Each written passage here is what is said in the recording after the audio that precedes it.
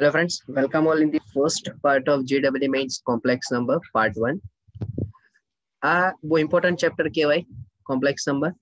આ ચેપ્ટર માંથી કમ્પલસરી એક સવાલ JEE માં આવે છે. બીજો સવાલ પણ પૂછાય ઘણી વખત કોઈક એક્ઝામમાં, તો કઈ નવાઈની વાત નહીં કહેવાય. આ ચેપ્ટર થોડું વર્સેટાઇલ ચેપ્ટર કહેવાય કે જેમાં દ્વિઘાત સમીકરણ ત્રિકોણમિતિ નું કોમ્બિનેશન આવે. ઘણી વખત આ ચેપ્ટર તમને 12th ના અમુક ચેપ્ટર સાથે પણ કમ્બાઈન કરીને પૂછી શકાય, જેમ કે બાયનોમિયલ છે, ડિટર્મિનન્ટ છે, મેટ્રાઇસિસ છે, રાઈટ. સો ઓવરઓલ જો વાત કરવા જઈએ તો ઘણું ઇમ્પોર્ટન્ટ ચેપ્ટર કહેવાય. બહુ બધા ટોપિક્સ આની અંદર કવર થાય, એટલે કે આનો કન્ટેન્ટ બહુ વધારે હોય આ ચેપ્ટરનો, અને એને કમ્પેરિઝનમાં ક્વેશ્ચન્સ પણ એવા સારા એવા હોય.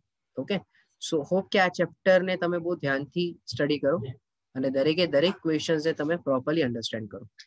મેઇનલી આજના સેશનમાં આપણે કેટલાક એના થિયોરિટિકલ પોર્શન્સની વાત કરીશું, ઓકે, કે જે પર્ટિક્યુલર JEE ને રિલેટેડ હોય. ઓકે, સો આજનું સેશન સ્ટાર્ટ કરીએ. Right, just a minute.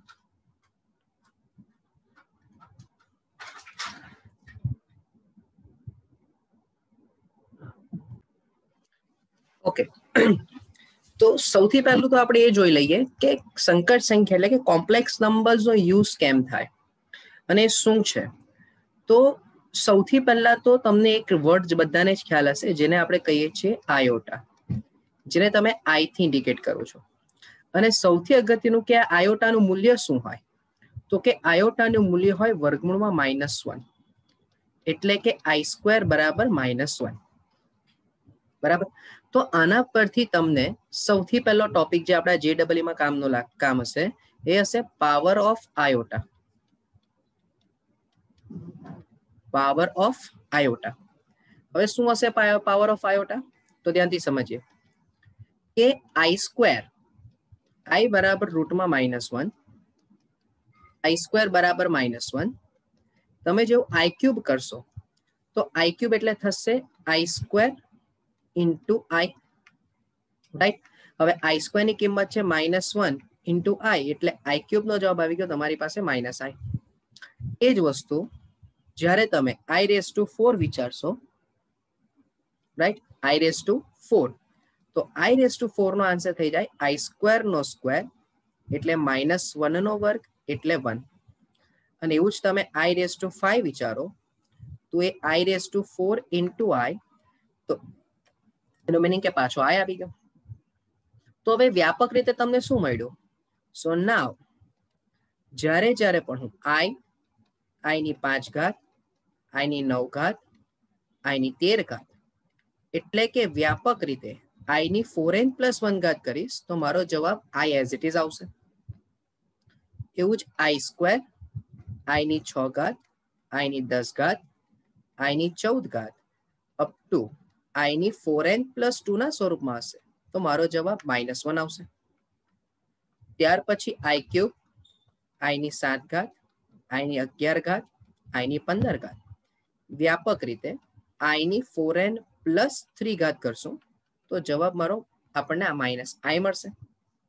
અને એવું જ ફાઇનલી I ની 4 ઘાત, I ની 8 ઘાત, I ની 12 ઘાત, I ની 16 ઘાત, એટલે કહેવાનો મીનિંગ કે I ની ઘાત જ્યારે 4 ના મલ્ટિપલમાં આવશે તો આપણનો જવાબ 1 મળશે. સો આ જે વ્યાપક રીતે મેં તમને કીધું I ની 4n ઘાત, I ની 4n+1, I ની 4n+2, એવું જ I ની 4n+3 અને I ની 4n, આ વ્યાપક રીતે તમારે યાદ રાખવું. જેમ કે કોઈક એક એક્ઝામ્પલ આપણે લઈએ કે ભાઈ Z બરાબર I�38 સપોઝ માની લો, તો આનો જવાબ તમારે લખવો હોય તો તમે આને શું કન્વર્ટ કરશો? તો સૌથી પહેલું તો તમારે આ જે 38 છે એને 4 ના સ્વરૂપમાં કન્વર્ટ કરવાનું, એટલે 4 ના મલ્ટિપલમાં એટલે 36 + 2 લખાય.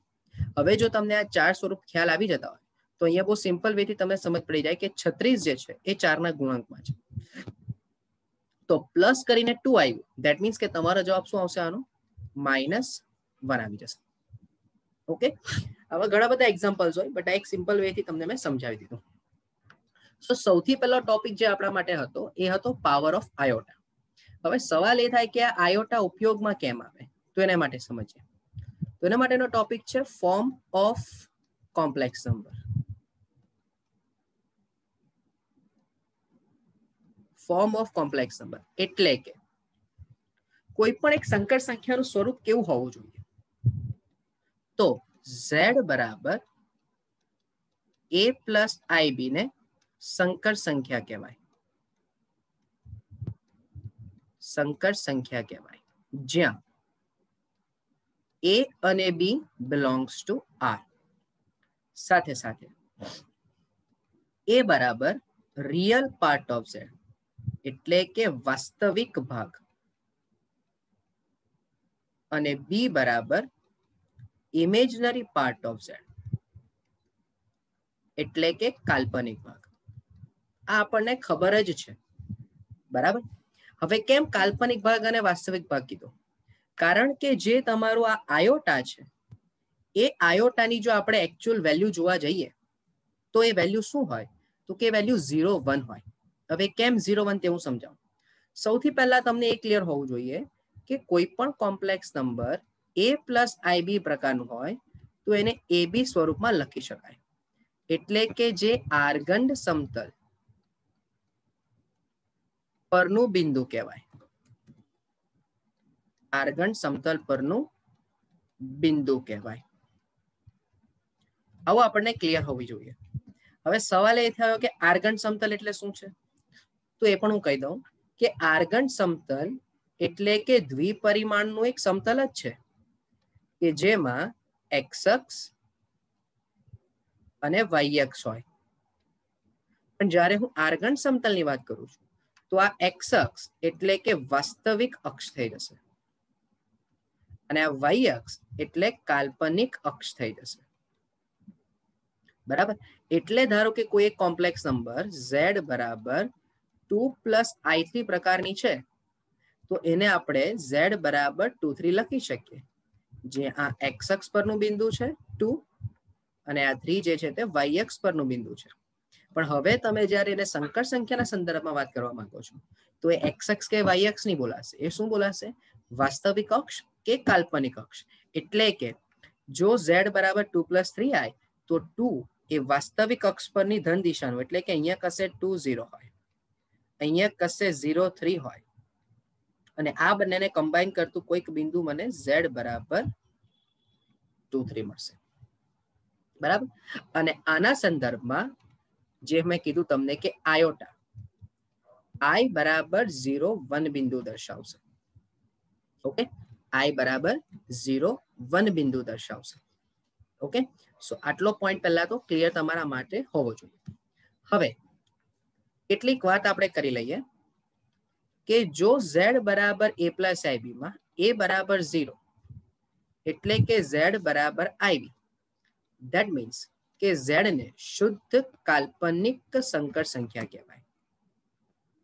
શુદ્ધ કાલ્પનિક સંખ્યા કહેવાય.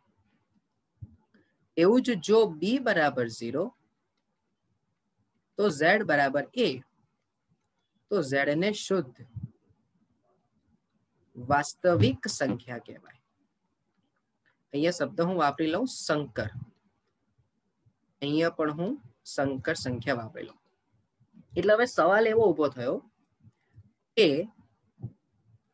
જો z બરાબર 2 પ્લસ i3 છે તો આને તમે સંકર સંખ્યા જ કહેશો? ના, નથી. ચલો ગુડ, સમજી ગયા.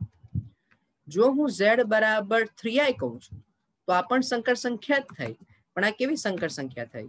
આ શુદ્ધ કાલ્પનિક સંકર સંખ્યા થઈ. બરાબર.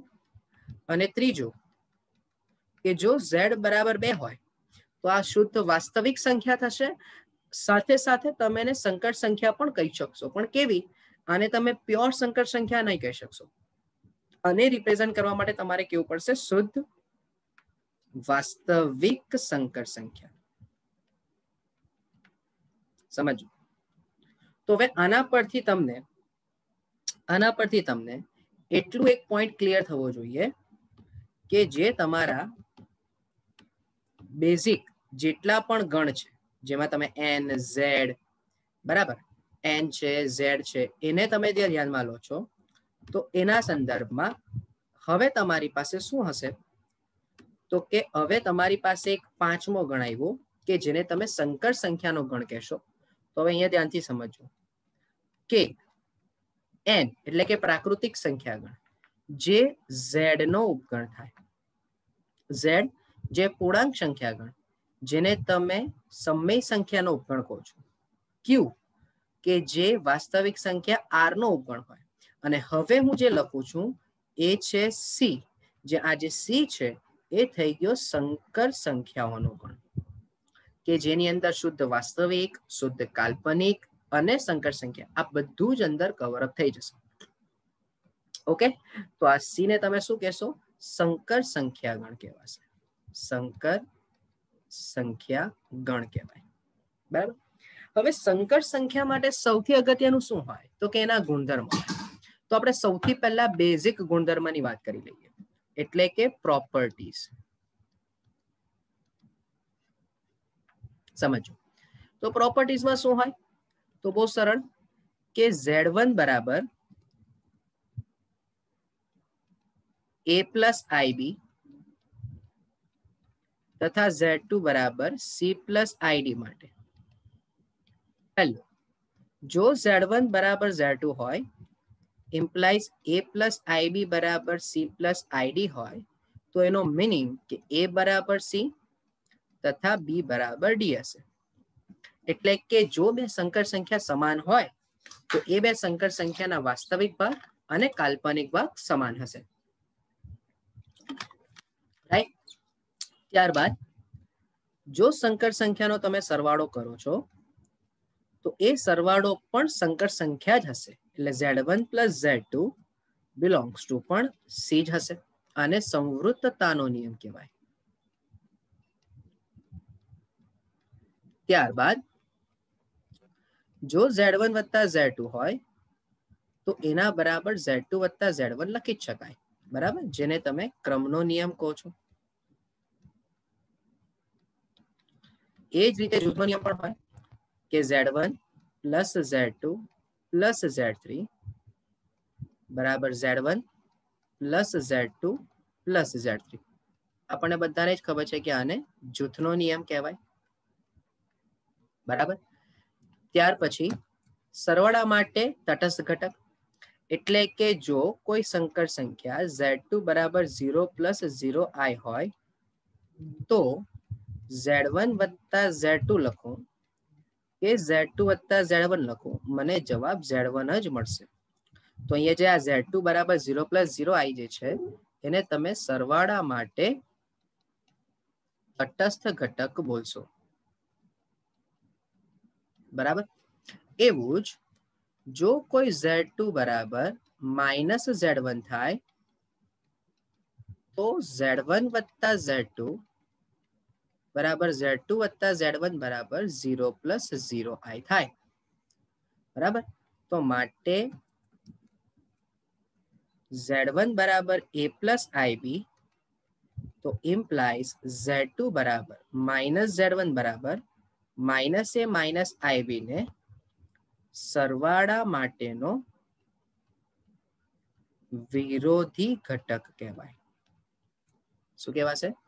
સરવાળા માટેનો વિરોધી ઘટક કહેવાશે. ઓકે, તો એ જ રીતે તમારી પાસે ગુણાકાર માટેના પણ નિયમો છે, પણ ગુણાકાર માટેના નિયમો સમજતા પહેલા તમારે ગુણાકાર કેવી રીતે થાય તે સમજવું પડશે. એટલે કે જો હું Z1 ઇન્ટુ Z2 કરું તો a plus IB into C plus ID. બહુ ધ્યાનથી સમજો. તમે ઓલરેડી આ બધી જ વસ્તુ NCERT માં ભણીને જ આવ્યા છો, પણ આ બધી જ વસ્તુ JEE માટે પણ એટલી જ અગત્યની છે, એટલે માટે હું ડિટેલમાં પાછો રિવાઇઝ કરાવું છું. તો થાય AC વત્તા IAD વત્તા IBC વત્તા I સ્ક્વેર BD, એટલે AC વત્તા IAD વત્તા IBC, અને અત્યારે જ આપણે જોયું કે I સ્ક્વેર નો જવાબ -1 તો -BD. તો ટૂંકમાં હવે તમારી પાસે આવી ગયું AC માઇનસ BD વત્તા IAD પ્લસ BC. તો આ રીતે તમે સંકર સંખ્યાનો ગુણાકાર કર્યો. બરાબર. તો જો બે સંકર સંખ્યાનો ગુણાકાર તમે કરશો તો એ પણ સીમાથી જ બિલોંગ કરશે, જેને તમે સંવૃત્તતાનો ગુણધર્મ કહેશો. બરાબર. એ જ રીતે Z1 Z2 બરાબર Z2 Z1 પણ થશે. એ જ રીતે Z1 into Z2 into Z3 બરાબર Z1 into Z2 into Z3 પણ થશે. ઓકે, ત્યાર પછી વિભાજનનો નિયમ પણ કામ લાગશે કે Z1 into Z2 plus Z3 બરાબર Z1 into Z2 plus Z1 into Z3 થઈ જશે. ઓકે, સૌથી અગત્યનું કે જો કોઈ સંકર સંખ્યા Z2 બરાબર 1 પ્લસ 0i હોય તો Z1 ઇન્ટુ Z2 એ Z2 ઇન્ટુ Z1 નો જવાબ Z1 થાય.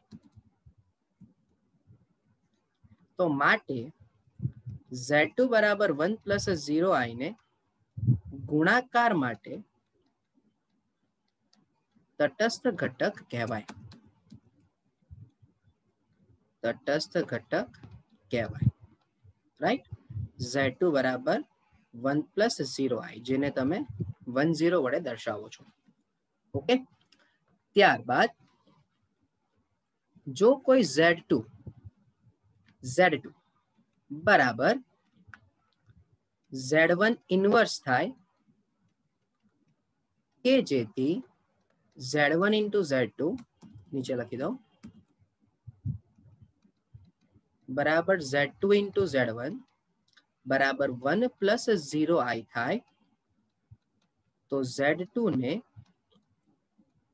ગુણાકાર માટે વ્યસ્ત ઘટક કહેવાય જેને તમે દર્શાવશો Z1 ઇન્વર્સ વડે. તો જો હું એમ કહું કે જો Z1 બરાબર a પ્લસ ib હોય તો Z1 ઇન્વર્સ એટલે કે Z2 બરાબર શું થશે? તો એ થશે a by a square plus b square plus i minus b by a square plus b square.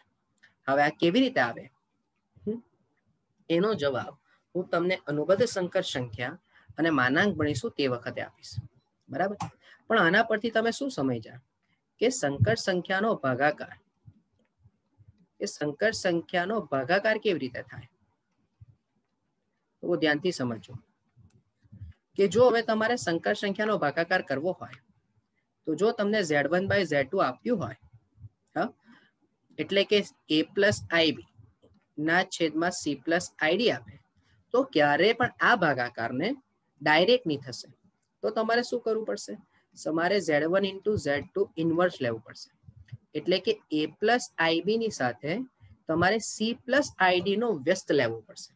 અને c પ્લસ id નો વ્યસ્ત એટલે શું? તો કે Z2 ઇન્વર્સ એટલે કે c by c square plus D square, right, c by c square plus D square plus i minus D by C square plus D square. આ રીતે તમે સંકર સંખ્યાનો ભાગાકાર કરી શકશો. ઓકે, હવે વ્યસ્ત જે શોધ્યો છે એનું મેઇન રીઝન એ છે કે જ્યારે તમને બે સંકર સંખ્યાનો ભાગાકાર કરવો હોય તો એ બહુ સરળતાથી તમે ભાગાકાર કરી શકો. ઓકે, સો આટલી પહેલા તો બેઝિક વસ્તુ તમારા મગજમાં ક્લિયર હોવી જોઈએ. રાઈટ, ત્યાર પછી હવે આપણે ચર્ચા કરીએ આર્ગન સમતલના સંદર્ભમાં. બહુ ધ્યાનથી સમજો કે આર્ગન સમતલના સંદર્ભમાં કોઈ પણ સંકર સંખ્યાનું અનુબદ્ધ સંકર સંખ્યા શું હોય? એટલે કોન્જ્યુગેટ ઓફ કોમ્પ્લેક્સ નંબર્સ.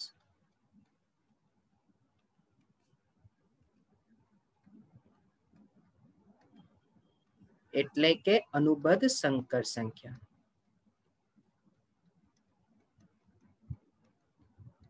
તો સૌથી પહેલા તમને એ ક્લિયર હોવું જોઈએ કે કોઈ પણ સંકર સંખ્યા z બરાબર a પ્લસ ib ની અનુબદ્ધ સંકર સંખ્યા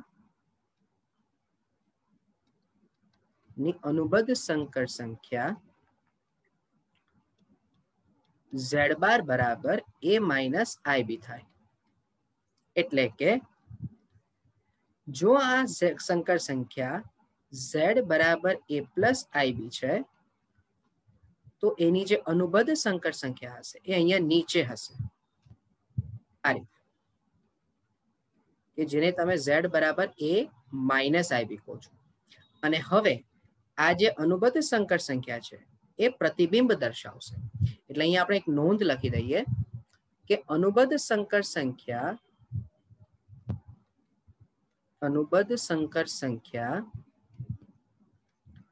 એ આપેલ સંકર સંખ્યાનું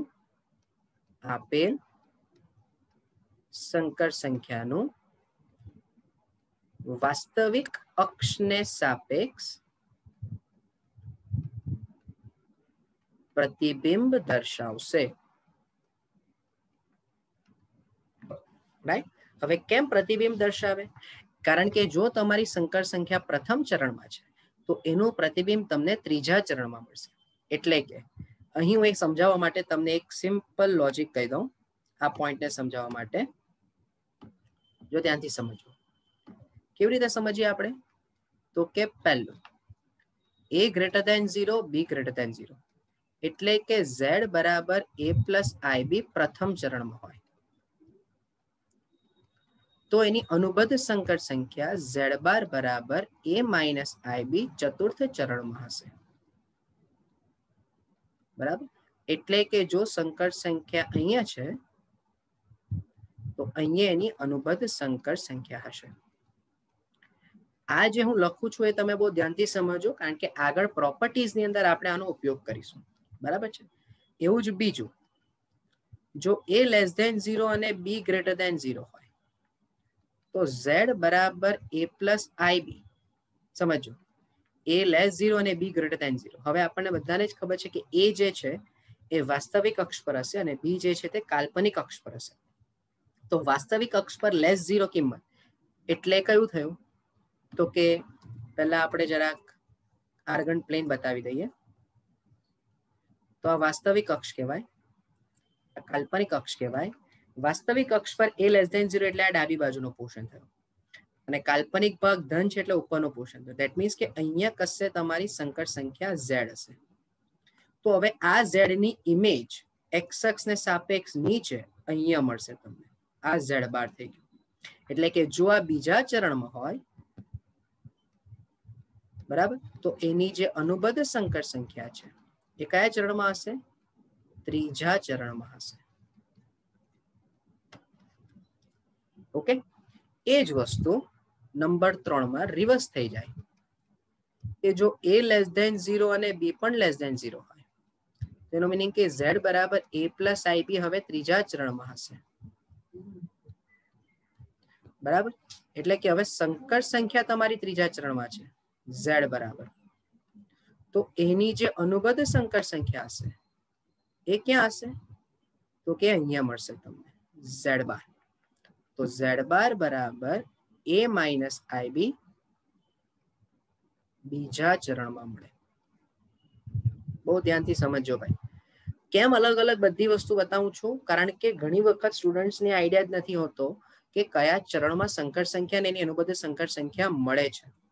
બરાબર. એવું જ નંબર 4 માં વાત કરીએ તો a ગ્રેટર ધેન 0 અને b લેસ ધેન 0 ની વાત કરું તો z બરાબર a પ્લસ ib જે હોય, z બરાબર a પ્લસ ib એ ચતુર્થ ચરણમાં હોય.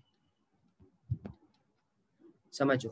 એટલે કે તમારી જે સંકર સંખ્યા હશે એ ચતુર્થ ચરણમાં હશે z. તો હવે એની અનુબદ્ધ સંકર સંખ્યા જે હશે એ પ્રથમ ચરણમાં હશે. એટલે z બાર બરાબર a માઇનસ ib કયા ચરણમાં થઈ જશે? પ્રથમ ચરણમાં થાય. કારણ કે આનો સીધો જ ઉપયોગ આ જે તમે અલગ અલગ ચરણની વાત કરી એનો સીધો જ ઉપયોગ કોને માટે થશે? તો કે જ્યારે તમે મુખ્ય કોણાંક શોધશો ત્યારે તમને આ બહુ ક્લિયર ખબર પડી જશે કે કોઈ પણ સંકર સંખ્યા અને એની અનુબદ્ધ સંકર સંખ્યાના મુખ્ય કોણાંક વચ્ચેનું રિલેશન શું છે. ઓકે, સમજીએ. ત્યાર પછીનો જે મુદ્દો છે એ છે સંકર સંખ્યાનું માનાંક એટલે કે modulus of complex numbers. Modulus of complex numbers.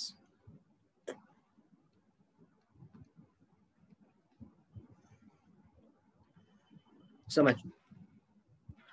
તો પહેલા તો એ સમજમાં આવવું જોઈએ વાતમાં કે સંકર સંખ્યાનું માનાંક અને સંકર સંખ્યાનું માનાંક કહેવાય.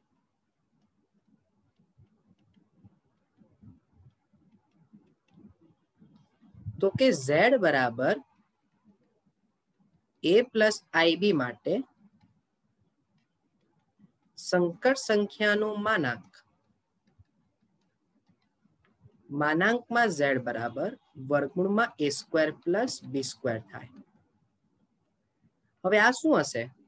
તો કે સંકર સંખ્યાનું માનાંક એ z નું 0, 0 થી અંતર દર્શાવે. આ બહુ અગત્યનો મુદ્દો છે ભાઈ, બરાબર. અને બહુ ધ્યાનથી સમજો. અને જો z બરાબર x પ્લસ iy હોય,